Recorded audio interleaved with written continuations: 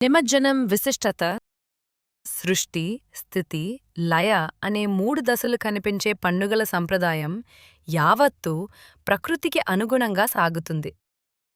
పూర్వం నదులలోనూ, వాగులలోనూ లభించే ఒండ్రుమట్టితో ఆయా దేవత, దేవుడు ప్రతిమలను రూపొందిస్తాము. వినాయక చవితికి ఏకవింశతి పత్రపూజ పేరుతో 21 రకాల ఆకులతో వినాయకుణ్ణి కొలుస్తాము.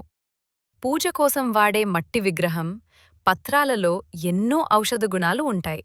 అలాగే బతుకమ్మకు ఉపయోగించే పువ్వుల్లోనూ ఎన్నో రకాల ఔషధ విలువలు ఉన్నాయి. అందువల్ల వీటితో మానవాళకి ఆధ్యాత్మికతతో పాటు ఆహ్లాదం, ఆరోగ్యం చేకూరుతాయి. పైగా విగ్రహాల తయారీకి తరలించే మట్టి వల్ల వాగులు వంకల్లో పూడిక తీసినట్టవుతుంది. బావి, వాగు, చెరువులలో మట్టి ప్రతిమలను నిమజ్జనం చేయడం వల్ల పత్రి, పూలు నీటిలో కలవడం వల్ల ఉన్న బ్యాక్టీరియా నశించి నీరు శుభ్రపడుతుంది.